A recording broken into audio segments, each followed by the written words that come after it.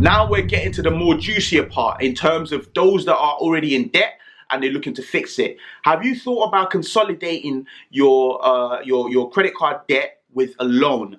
Again, you have to do a lot of research on your end, but I'll point you in the right directions. Welcome back to my channel. It's JVceo. If you're new to the channel, I hope you subscribe after watching this video. If you're a returning subscriber, big yourselves up because you're why I keep going. Anyways, look. A lot of people have been emailing me to talk about credit cards. They're in credit card debts. How do you avoid credit card debts and so on and so forth? So this video, I'm going to address it all. I'm going to firstly start by why credit cards. Why are credit cards advantageous to you? And then moving on, I'll talk about how to fix your credit card if you're already in a bad credit card debt, and also how to avoid it. Anyway, stay on, enjoy the video, and make sure you like, subscribe, and comment. Why credit cards? Credit cards are a fantastic credit building tool. Credit card gives you credibility. You see what I've done there? Credibility. Anyways, so it's great. If you know how to use your credit card, it would improve your credit massively. Again, all depending on a lot of other factors on your actual credit profile. So that's one of the reasons why people get credit cards. The second reason why people get credit cards, it helps with your financial planning, especially if you know how to use it. It's just great when you spend on your credit card, let's say knowing that you get paid at the end of the month, and then you can just pay off the credit card debt before the actual statement date or before the due date. So that's the other reason why people get credit cards. The third reason being fraud prevention. You know, I prefer spending on my credit cards, especially when I'm making uncertain expenditures or when I feel as though I shouldn't be using my card somewhere. I would usually use my credit card because I know that whatever happens, it's generally protected. I just give them a call. Within a week, they'll refund me back the money, change around my cards, and so on and so forth. So that's the third reason. And the fourth reason being points accumulation. I'm not too good at this, but I know people that religiously calculate it, and they know what credit cards would give them what points with what companies and so on and so forth. So these are the reasons why people get credit card. Now let's go into the juicy part. I'm going to mix it all together, preventing and also fixing credit card debts. Let's go. So chances are, if you are watching this video, you probably are just inquisitive, or you've messed up your credit card and you're trying to dig yourself out of the hole.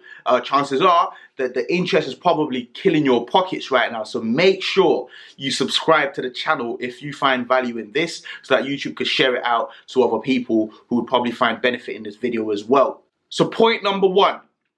Stop seeing a credit card as your money or as an emergency fund. It's not an emergency fund. And that's really, in a nutshell, why people totally screw their credit cards. They end up seeing that £3,000 limit as their own money and they feel entitled to it. No, it's not. It's due every single month. And until you start seeing it that way and change the psychology, you would always be in a credit card debt because you're taking ownership of that credit card and you're assuming it's yours. It's not your money. If you spunked that £3,000, that's money you owe. That's not money you should depend on. You should still have your normal savings and then just use the credit card to build your credit in terms of you spend and you pay off. You spend and you pay off. Stop seeing it as an emergency fund. That's number one. Number two, cultivate a habit of only spending 10 to 20%, right? And I tell you what, for those of you that have a high limit, you would know exactly what I'm talking about. Once you max out your credit card, it's difficult to come back out of it. So to prevent yourself from even getting to that stage, this is more of a preventive measure than those of you that have already sort of got themselves into credit card debts. We'll be getting to you later on. But for those of you, the preventive measure is only spend 10 to 20% of your credit card limit. So an example being, if your limit is £1,000, you have no business spending more than £200 a month. No business. Because once you max it out, that's when you get into difficulty. And that's when you start struggling. And that's when it will take you sometimes years to pay off. So just cultivate the healthy habit of not even spending more than 10 to 20% of your credit limit. Now on to point number three. Always accepting a credit increase may not be to the best of your benefit. Essentially speaking, right? Let's say you got 1,000 limit on the card and you're struggling already. You don't have a stable job, and but maybe you're managing to manage the credit card okay, and the credit card company offers you a limit increase to £3,000. Honestly, it is irresponsible to accept that limit, because generally speaking, that's how you get trapped in the debt. Because now you've got a bigger limit, you feel entitled to more money, you end up spending more money, and guess what? You can't pay it off. So always getting a limit increase it's not necessarily to your benefit. So before you accept a limit increase, check your finances, understand, you know, what your disposable is, and so on and so forth, and know that you can commit to it before you actually accept that limit increase. So that's number 3. Point number 4, get yourself on a budget, right? Generally speaking, from my experience, and like just speaking to friends and speaking to clients and so on and so forth, those that are in credit card debts are those that do not have a budget. Generally speaking, probably 70% of them, they don't have a budget. They just crack on every single month and just do what they can and sort of get by. If you do not have a budget, you would end up overspending on your credit card, and you would pay for it at a later date. Set yourself up with a budget. I'll probably do a whole video on this in terms of how I manage my finances, the spreadsheets that I use, and so on and so forth. Cut down the nonsense. Cut down the expenditures or the extravagant expenditures, and that would help you massively as a preventive measure, but also as a fixing measure. Because then as a preventive measure, you would have no reason to overspend in the first place once you have a budget. But secondly, once you set up a budget, you could afford to even pay more money towards your credit card. So it's very important that you're transparent with yourself when it comes to your finances. Point number 5, commit to a payment and stick to it. Doesn't matter whether you have £0 in savings, make sure you stick to that. Because at the end of the day, even if you have £5,000 in savings and then you owe £3,000 on your credit card, you don't really have £5,000 in savings. You ever thought about that? You really have £2,000 in savings because you owe money. So make sure you commit to that payment and stick to it. Don't sway. Don't say, you know what, this month, let me just do the holiday and just spend all that money I've paid off over the last few months. And don't worry, I'll get back to paying it. It doesn't work that way. You're just digging a bigger hole for yourself. So commit and stick to it. That's it. Point number 6. Now we're getting to the more juicier part in terms of those that are already in debt and they're looking to fix it. Have you thought about consolidating your credit card debt with a loan? Again, you have to do a lot of research on your end, but I'll point you in the right direction. So let's talk numbers. Let's say, for example, you've got a credit card debt that has a 15% interest on it, and let's say you could get a loan for the same amount that has maybe 5% interest on it. What does that mean? Automatically, you're saving 10% in interest, because technically speaking, you could take that loan, pay off the credit card debt in full, and then just start servicing the loan. But you've saved a lot of money because now you're not paying as much interest as you are paying on the credit card debt. And generally speaking, interest is what really kills people on credit cards. I'll get to that later on in a totally different point. Point number 7, similar to the previous point, you could also do something similar, in fact even better, with a balance transfer card. That's where you transfer your balance over to a credit card that has 0 interest. So some credit card companies will give you a moratorium period where you have 0 interest, let's say for 12 months, 6 months, 18 months, whatever the case is.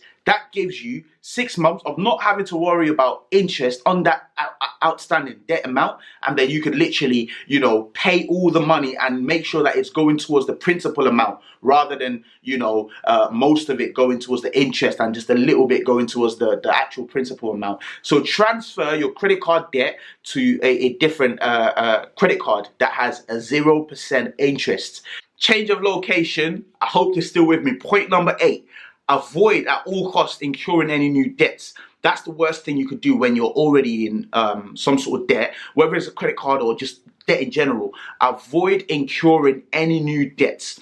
This includes, right, a lot of you know what I'm talking about. You would pay off, let's say, you've got £3,000 owing on the credit card. You pay off £1,000 and then you've been doing really well. And then suddenly you go back to spending on the credit card again. And before you know it, you've maxed it out again and you've wasted all that money. Which leads me back to point number 1. You feel entitled. You think that £1,000 on it is still your money. It's not. You owe that to the credit card company. So stop incurring new debts, right? What you can do, if you've paid out a substantial amount, or before you even start paying out anything, if you've already have your means of paying, maybe you've got a direct debit to the credit card, cut the credit card up so you have no temptations, especially if you know you don't have the willpower to prevent from actually spending on it. Cut the credit card up.